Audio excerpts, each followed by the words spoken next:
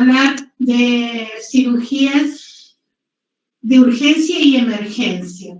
La vez pasada, cuando hablamos de lo emergente, lo que hay que resolverlo dentro de las 24 horas. La urgencia puede esperar más, puede esperar hasta estabilizar al paciente o reunir otras alternativas para el diagnóstico. Entonces se pueden llevar hasta 92 horas, 72 horas, 2 o 3 días, ¿me entiendes? Entonces eso no habría problema. Pero a veces está comprometido un órgano que depende de la vida y el pronóstico se realiza a través de la cirugía. O sea, si hay un estallido de vaso, por ejemplo, si ustedes no paran la hemorragia, pierden al paciente. Entonces hay que hacer la intervención quirúrgica ya. Ahí esa urgencia, o lo que fue catalogado en su principio como urgencia, pasa a ser una emergencia, de resolución dentro de las 24 horas. Lo mismo pasaría si hay una oclusión arterial, ¿me entienden? Hay que tratar de estabilizar al paciente y a partir de ahí podemos tomar la resolución de cuándo sería la intervención quirúrgica. Previo a la intervención tendríamos que considerar estudios, como son los de laboratorio. Y dentro de los estudios de laboratorio, ¿cuáles les parece a ustedes que serían oportunos solicitar?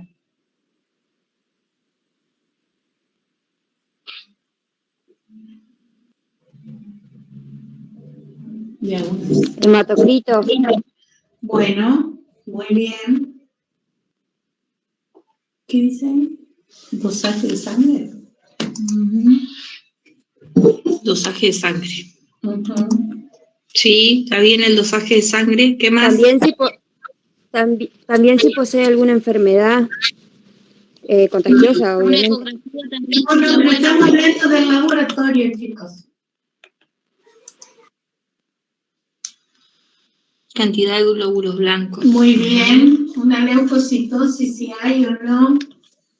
¿Qué cantidad de glóbulos blancos tiene? ¿Glóbulos rojos dijeron o no? ¿El hematocrito dijeron? Sí. ¿Qué más?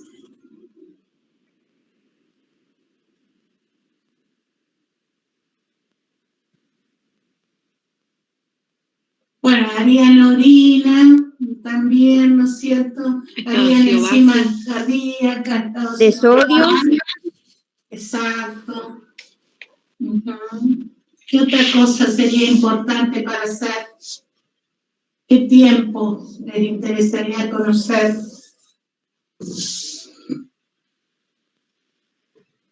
De coagulación.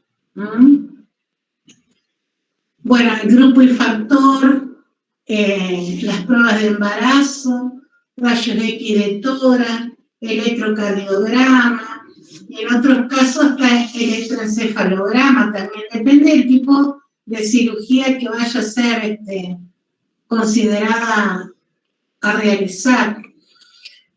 Tenemos la valoración integral del paciente, que la hacen todo el equipo interdisciplinario, pero ahora nos vamos a manejar con enfermería. Y dentro de la valoración integral del paciente tenemos que averiguar los antecedentes patológicos, los no patológicos, los heredos familiares y determinar los riesgos. Entonces, dentro de los no patológicos, ¿qué estarían averiguando? Rapidito.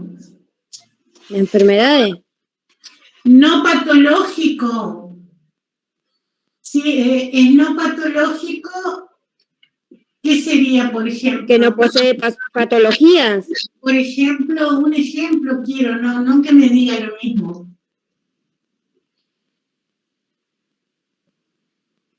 Cáncer.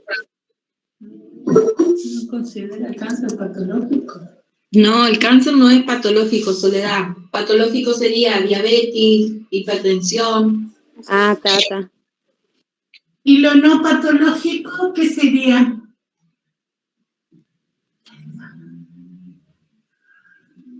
Lo normal. Es claro, como que, por ejemplo, ¿a qué llama usted normal? A la altura que tiene el paciente puede ser el peso, Claro, el peso, la la talla, la edad. claro, ¿me entiende? Muy bien. Eso va a determinar y también lo que heredó. Pudo haber heredado hipertensión, diabetes, pudo haber heredado alguna enfermedad congénita que la trae ya desde que nace, ¿me entienden? Esos son los herederos familiares. Y a partir de acá vamos a ir determinando los riesgos que puede llegar a suceder con todos estos antecedentes que tiene nuestro paciente. ¿Mm? Bueno, ¿cuándo comienza el preoperatorio?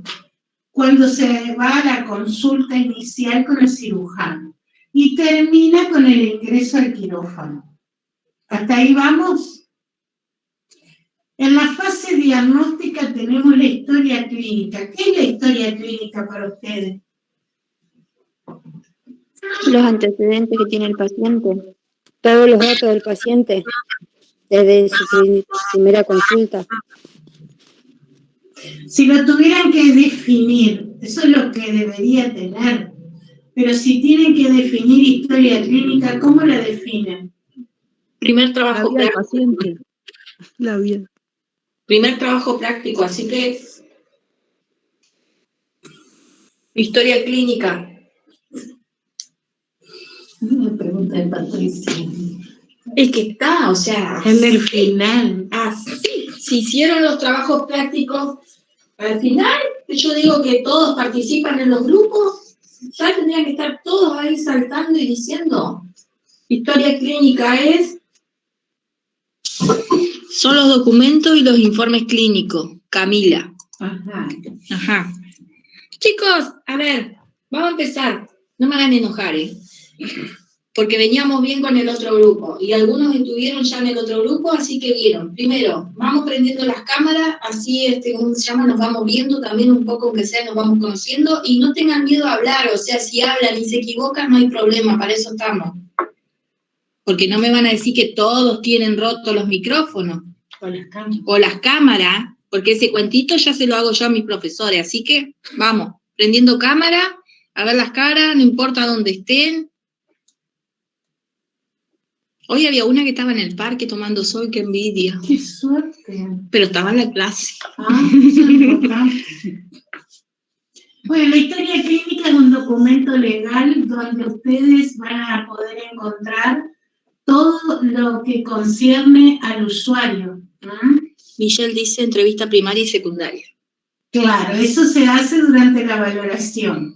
Y ustedes en esa historia clínica pueden tener el informe clínico o los antecedentes clínicos de esa persona, ¿me entienden?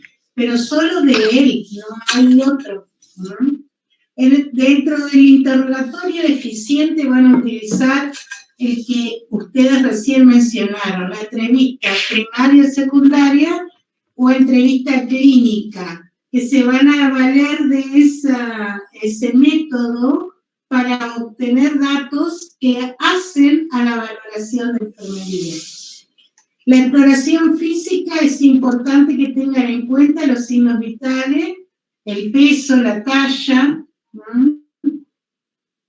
como decíamos hace un momento. Como en todo acto quirúrgico, previo, durante y a posteriores, hemos de considerar los factores de riesgo. Dentro del riesgo que concierne en el paciente tenemos la edad, como decíamos hoy, dentro de lo no patológico. La edad, la obesidad, la desnutrición, el embarazo, inmunosupresión, urgencias de la cirugía y enfermedades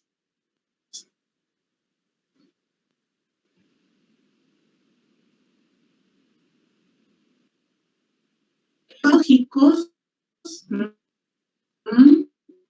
que hacen que una cirugía se complique. Toda cirugía, por más sencilla que aparezca o que nos parezca a nosotros como trabajadores de la salud, siempre tiene su posible complicación. ¿Me entienden? Bueno, los factores de riesgo dependientes de la cirugía. Hoy teníamos los dependientes del paciente, ahora tenemos de la cirugía. Y ahí tenemos los anestésicos, como los inductores de sueño, sedantes y anticolinérgicos. Nosotros no nos vamos a esto porque corresponde a lo que es farmacología, que es la materia que ven con el doctor Fernández. O sea, ustedes asuman lo que ven antes. En el quirúrgico tenemos la indicación, o sea, la técnica que se los y es el cirujano, y el tiempo que puede ser mayor, una complicación haga que una cirugía que dure 45 minutos termine durando 2 horas, hora y media. ¿Por qué? Una hemorragia, porque hubo un desprendimiento, porque otra valoración que se hizo que hacía que aumente el riesgo de esa cirugía si no se resuelve. Para eso está enfermería, para contener a la familia también, porque eso acá hay ese vínculo de información continua. Y en el ámbito hospitalario tenemos los tiempos de hospitalización, que si son muy prolongados, también traen sus posibles complicaciones, como por ejemplo la atelectasia,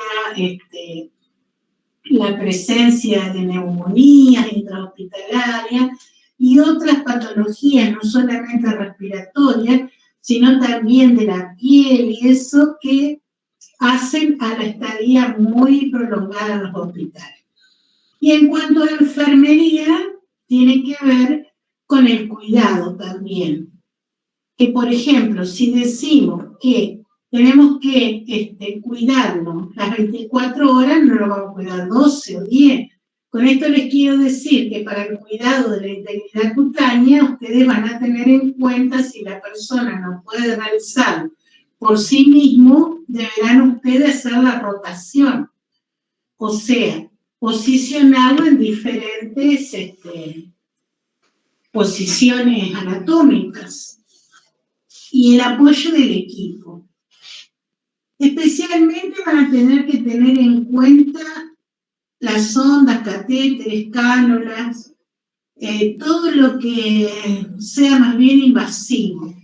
Y preparar una dieta, o a través de enema, laxante, lo que tenga indicado, para prepararse para el vaciamiento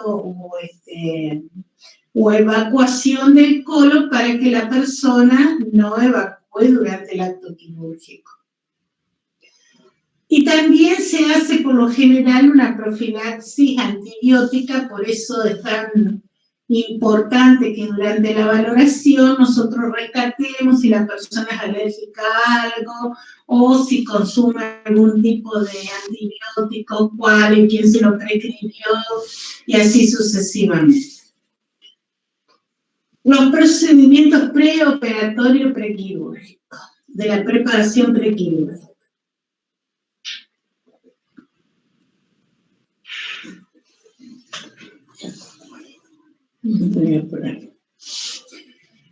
Vamos a tener que enfatizar en lo psicológico.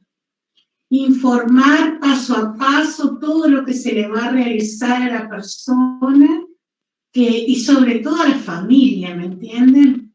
Y dentro de lo general tenemos ayuno de 8 a 12 horas, baño, pecotomía, cómo vestir, retirar la prótesis si es que la tiene, los relojes, los vendajes, la venoclisis, el electroencefalograma, llevarlo a la historia clínica, fijarse que esté, y los ingresos y egresos que estén cuantificados para poder ver qué es lo que sucede en el intraoperatorio.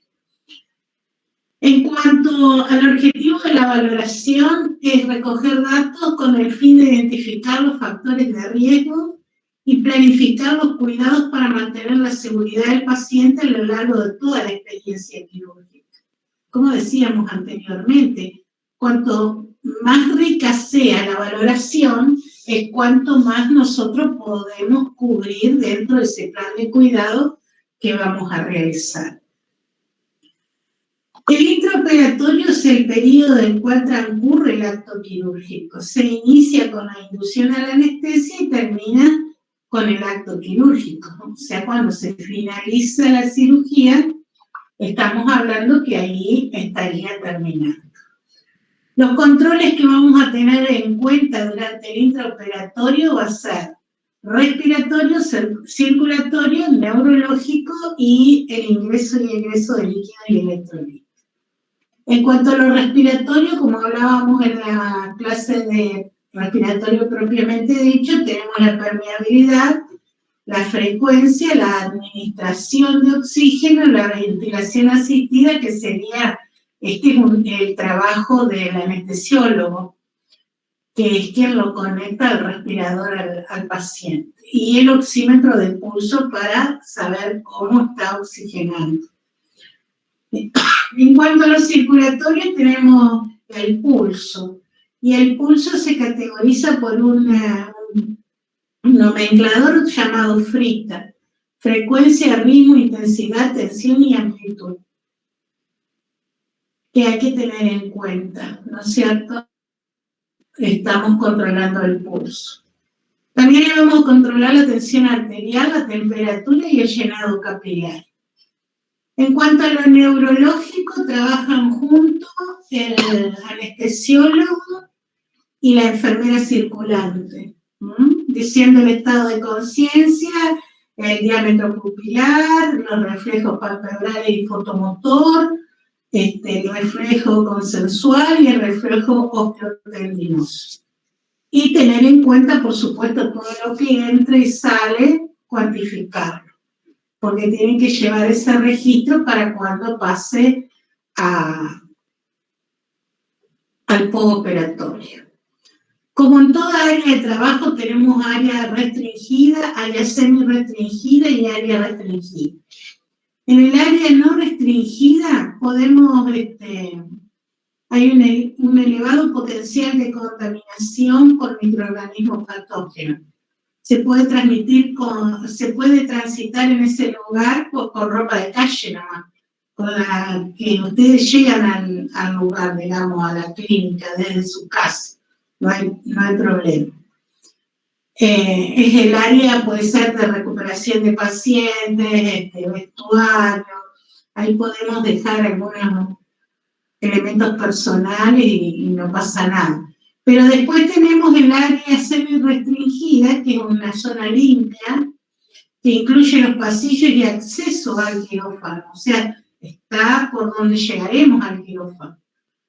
Y ahí solo transita el personal autorizado con atuendos quirúrgicos. ¿Qué quiere decir esto? Con ambos, camisolín o con toda la vestimenta. Después tenemos el área restringida, que es la zona estéril. Se necesita mascarilla acá, o sea, el barbijo.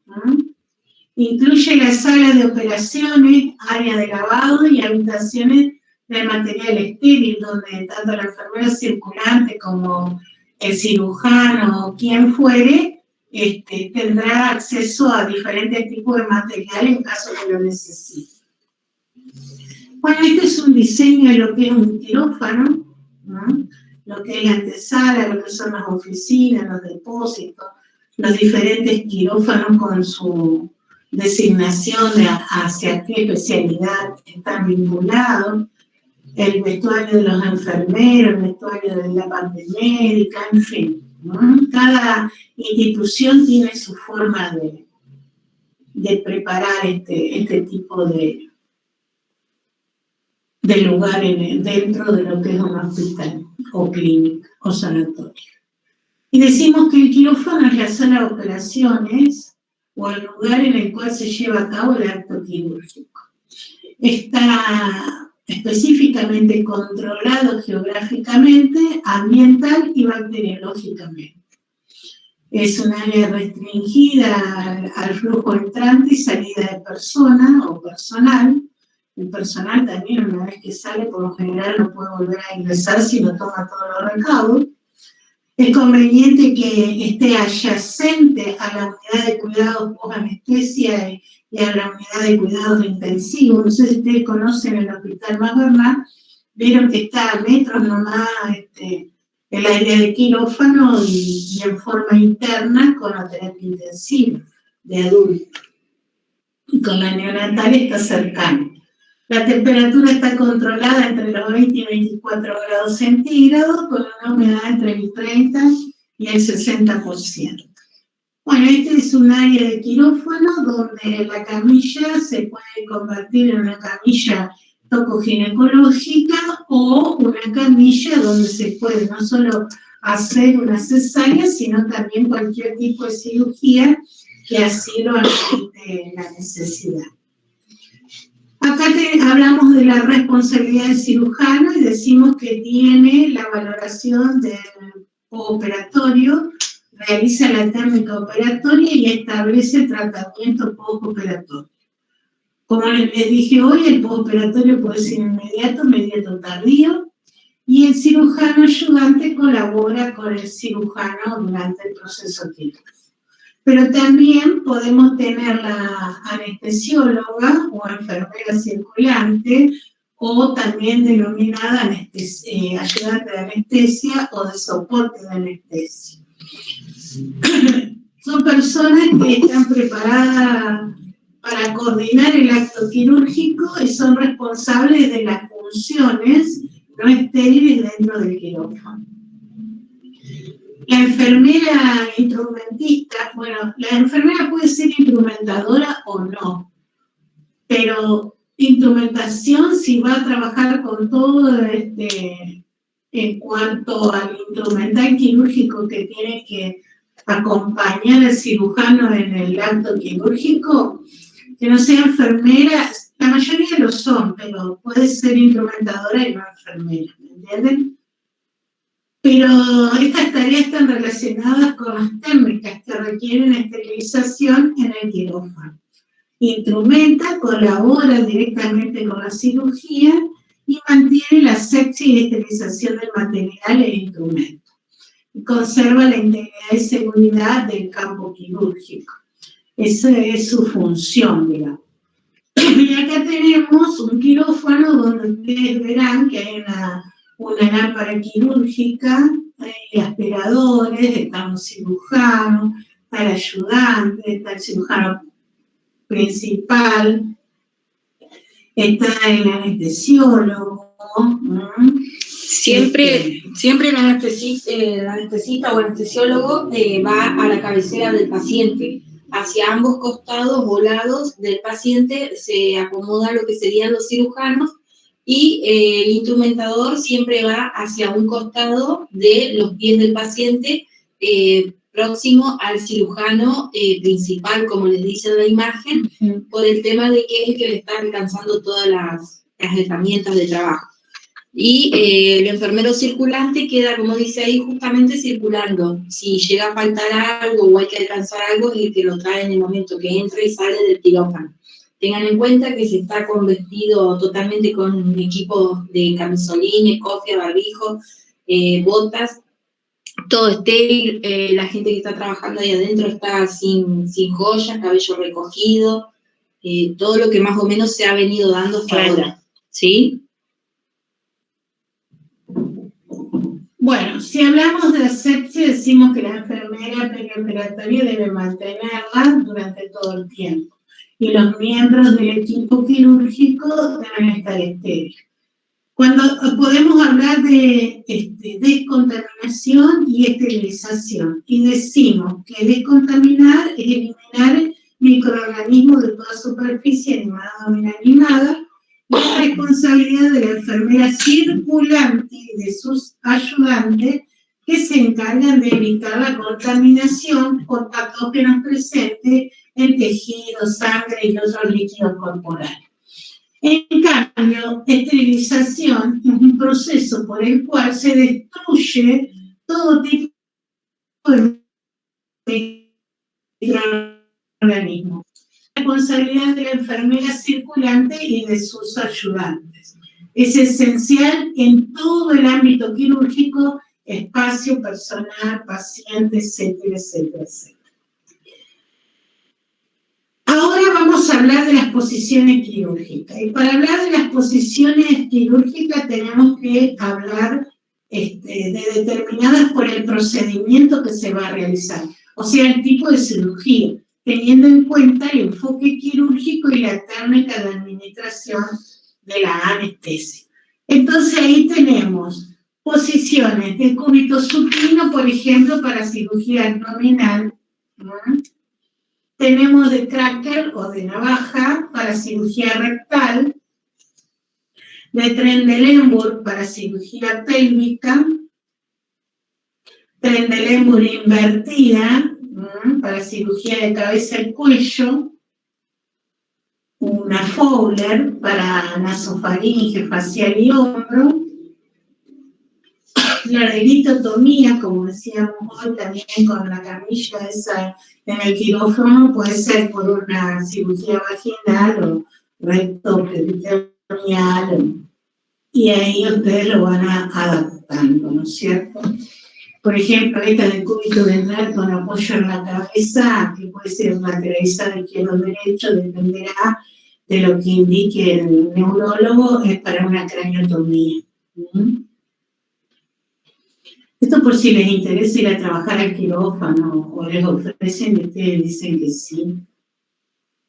¿Vieron? Y acá por ejemplo, puede ser para un examen también endoscópico de la vía anal, la que ustedes utilizan para la posición de zinc para colocar enemas.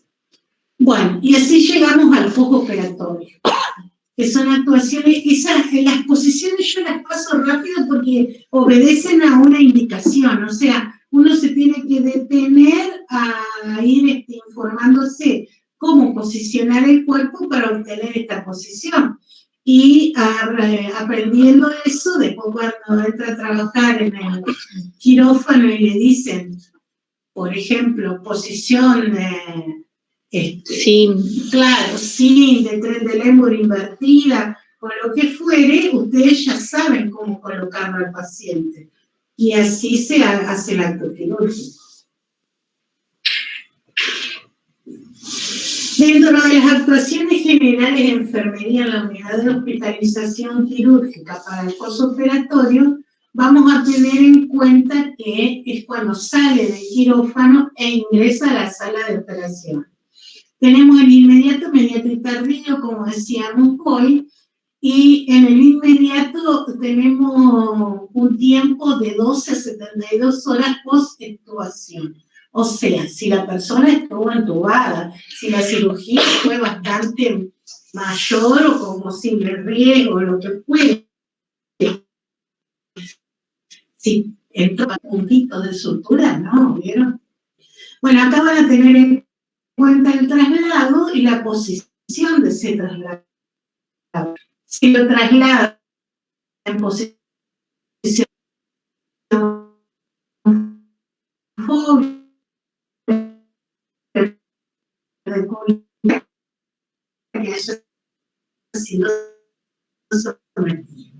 el paciente debe encuentra la categorización durante las primeras horas, que puede ser cada hora, las primeras 24 o primeras 12 cada hora y después cada 2 horas. Todo está en íntima relación también con la evolución del paciente. Valoramos la permeabilidad de la vía aérea, de las vías aéreas superiores y la necesidad de aspiración. Vamos a suponer que necesita que lo aspire, tenemos que tener el equipo, lo aspiramos y después recién controlamos. No es que primero controlamos y después aspiramos, ¿me entienden? Valorar ese estado general en cuanto a profundidad, ritmo y características. Observo el estado de la piel en cuanto a temperatura y color y los apósitos quirúrgicos y si presenta o no drenajes. valorar la hemática si la hay, y realizar una valoración neurológica la primera hora cada 15 minutos, para comprobar las respuestas sensoriales y motoras y el nivel de conciencia, porque ustedes no se olviden que fue sujeto a anestesia, como decíamos hoy al inicio. Controlar todos los catéteres, apósitos y vendaje. ¿Por qué? Porque el paciente puede tener algún tipo de cateterismo que se realizó en el intraoperatorio, o apósitos que están embebidos o empapados, como quieran llamarlo, humedecidos por sangre. Entonces está haciendo una hemorragia. Y ahí no se quitan los apósitos, sino que se colocan otros apósitos sobre el apósito ya mojado y se consulta al cirujano o se lo llama. En cuanto a los vendajes, hay que tener en cuenta lo mismo también, de valorar si hay presencia de algún una pérdida hemática o algo, y para poder controlar, registrar y avisar. Bueno, y cualquier tipo de otro tipo de líquido que ya sea que se pierda por el catéter, por el drenaje o lo que fuere, teniendo en cuenta la zona donde se hizo la intervención quirúrgica. Bueno, controlar la diuresis, valorar la necesidad de sondear al paciente si es que no evacúa vejiga, porque ustedes le van a palpar la zona pélvica y van a encontrar un globo vesical. Ahí van a ser todas las alternativas de eliminación, como puede llegar a ser abrir la canilla, ponerle paños tibios, luego fríos y así. Si no obedece, para cuantificar hay que colocar un sondaje vesical. Después se le pregunta si lo quiere dejar o no. Entonces, o dejamos para evacuar vejiga solamente, o lo dejamos en forma permanente hasta el alto. Se debe mantener informada a la familia y dar lugar a las directrices postoperatorias del cirujano y el anestesista, que puede ser quien diga, porque depende del riesgo quirúrgico que haya presentado la persona, como por ejemplo, que era muy fumador, puede tener muchas secreciones, van a tener que aspirarlo, rotarlo y tal vez hasta nebulizarlo para lubricar el moco. Después de llevar a cabo la valoración inicial completa del paciente y satisfacer las necesidades más inmediatas, el profesional de enfermería autorizará la visita de los familiares para explicarles, ¿no es cierto?, lo concerniente al dolor, que si presenta dolor es normal, pero que lo debe localizar. Y ahí utilizamos la tapita del dolor. Informarle las posibles molestias y dolores articulares que pueden deberse también a la posición que debe adoptar el cuerpo las primeras 24 o 48 horas hasta que se comience a movilizar por sí mismo. La hipotermia, que puede ser normal en el 60% de los casos durante las 24 o 48 horas primarias, donde hasta que esa hipotermia generalizada puede darse con temperaturas inferiores a 35 grados y que, bueno, con mandas térmicas y otros dispositivos se puede llegar a solucionar y recuperar inmediatamente la temperatura. Después tenemos la hipertermia, que también se puede dar después de una cirugía, una ligera subida de la temperatura durante las primeras también 24-48 horas. Por eso hay que hacer un plan de cuidados para en forma más frecuente controlar los signos vitales y registrar. También la persona en el postoperatorio puede presentar náuseas, vómitos. En caso de que vomite por la ingesta de algún alimento o algo, hay que lograr un reposo gástrico. Y si no, se inclina la cabeza hacia un lado, se coloca en el cúbito lateral y se deja de la ingesta oral de lado y se hace el reposo gástrico. Se le puede higienizar la boca si no lo puede hacer por sí mismo. Y luego que cese ese estado nauseoso y vomitivo, se le puede llegar a ofrecer todo para una higiene bucal y después comenzar a una ingesta fraccionada en pequeñas dosis probando tolerancia. En cuanto a la retención urinaria, como decíamos hoy, si la retención lleva de 8 a 10 horas y se palpa la vejiga y está la distensión vesical y hay presencia de dolor y todo, se puede colocar un cateterismo vesical, ya sea transitorio o permanente, para cuantificar y, bueno, y aliviar el dolor del paciente y tratar que tenga un poco operatorio placentero. También puede presentarse hipo, que se da por el espasmo intermitente del diafragma y se manifiesta con ruidos característicos. Tras una cirugía abdominal suele darse mucho. Entonces, lo que nosotros vamos a dar es unos sorbitos de agua que contenga la respiración, que sople una bolsa de papel, en fin, algunas alternativas que hacen a la distracción y que de alguna manera colaboran anulando los episodios. Decía hoy, la enfermedad respiratoria, la antileptasia y la neumonía están en íntima relación con los cuidados de la enfermería, que el paciente, inclusive a todos los cambios posturales, si se pueden hacer cada 2 horas mucho mejor, que respire profundo, que elimine lentamente, y si tiene indicación de psicoterapia, trabajar sobre la misma en dosis, hora y frecuencia. En cuanto al sistema circulatorio, podemos decir, como decíamos hoy con ese accidente que sufrió la persona, que puede hacer un choque o un shock hipovolémico. La enfermería deberá reponer los líquidos para corregir la hipovolemia, controlar las constantes vitales, si tiene sondaje vesical, si no se lo colocará para una mayor cuantificación del medio interno, y análisis de sangre. En cuanto a una tromboflebitis, también se puede dar, ¿no es cierto? Enfermería deberá inmovilizar tanto activa como pasiva las extremidades inferiores, favoreciendo la deambulación precoz, evitará las presiones o posturas incorrectas y aplicará el tratamiento con anticoagulantes como está indicado según la prescripción médica. En cuanto al alta enfermería, se produce la preparación 3 o 5 días dependiendo de la intervención quirúrgica a la cual fue sometido el usuario, las condiciones de salud física y psíquica que presentan y lo sociofamiliar, o sea, quién es la familia, dónde viven, cómo viven, de qué viven, y a ver si va a poder brindarles los cuidados, si no se los prepara para tal fin. Donde enfermería planifica sus actuaciones para el alta y programa la educación que debe recibir el paciente para el autocuidado y su independencia.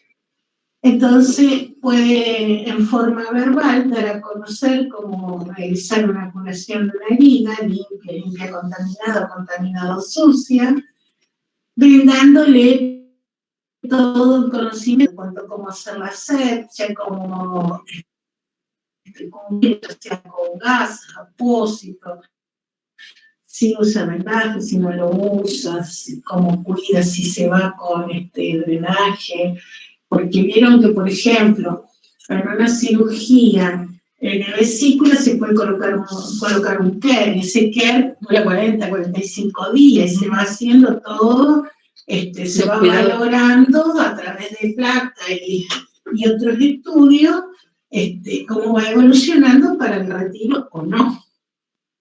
Entonces, posoperatorio tiene como indicación quirúrgica analgésicos, antieméticos y antibióticos. Esos son generalidades, después tenemos lo específico. Y en el postoperatorio inmediato es cuando el paciente se recupera y tiene su cirugía ambulatoria, o sea, se va a su casa.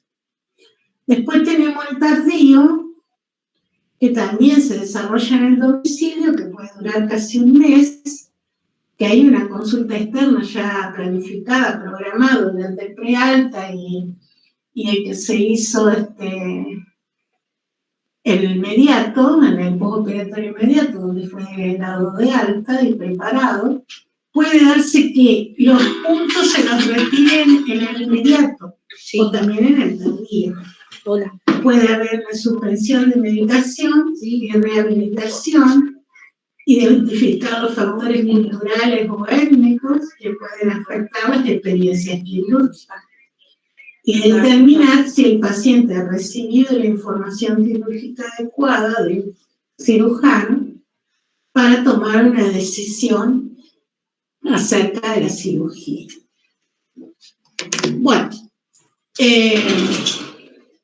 los cuidados de enfermería tienen un objetivo, y el primordial es identificar, planear y proporcionar una asistencia que cubra las necesidades específicas de cada paciente.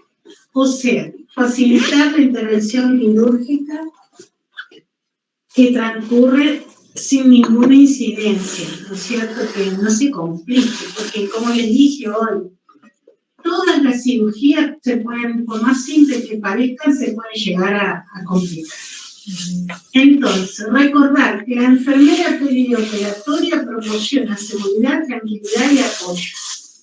La enfermera se hace responsable de los cuidados de los pacientes, identifica sus necesidades fisiológicas, psicológicas y sociológicas, desarrolla un plan asistencial individualizado que coordina la intervención y evalúa la evaluación de las intervenciones del paciente a través de la aplicación del proceso de atención de enfermería.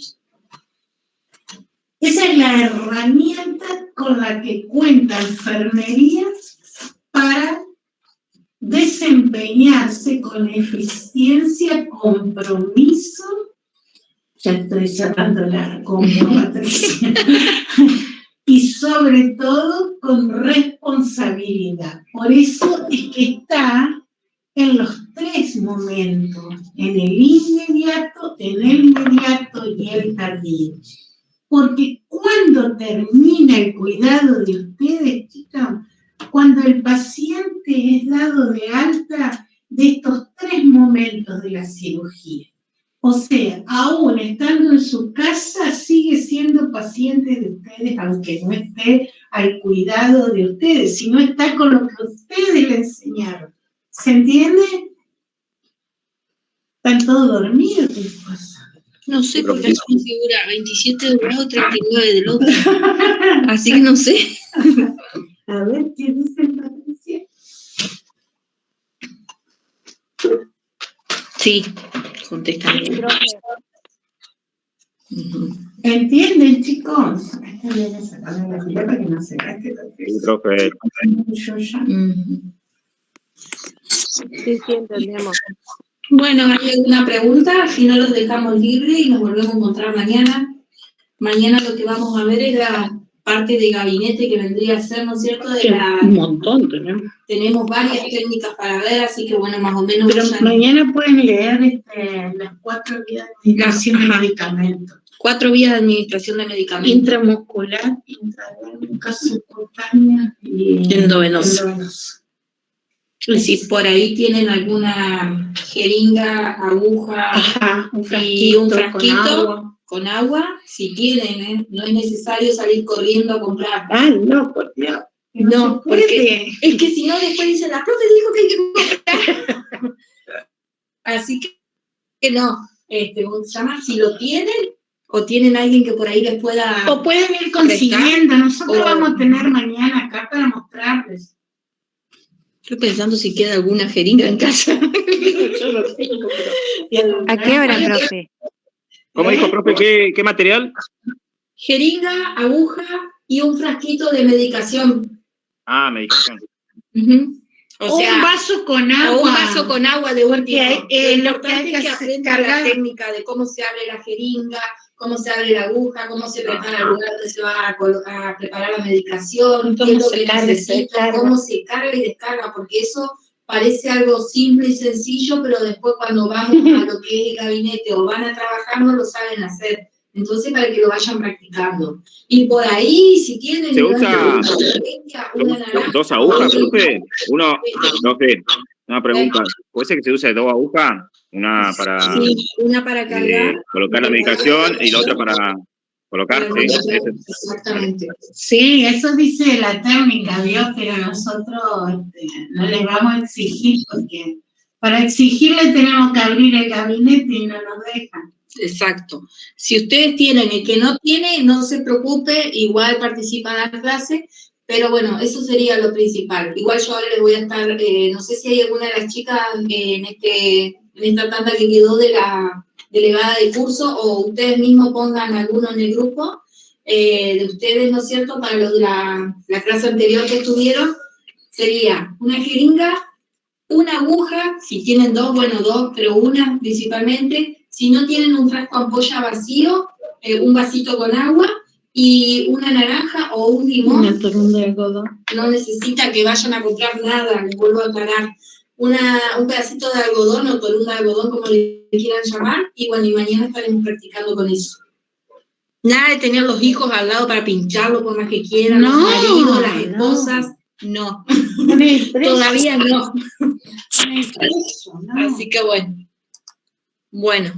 Bueno, chicos, Si no hay más preguntas ni nada, nos estamos viendo mañana. Mañana un rato antes de la clase le estamos pasando el link para que se conecten y exactamente igual que hoy. Arrancamos 3:30 con el primer grupo y... mañana a ver si los podemos dejar. Ajá, vamos a tratar de dejarlo antes. Lo que pasa es que el otro grupo, como arrancan temprano, están con todas las energías.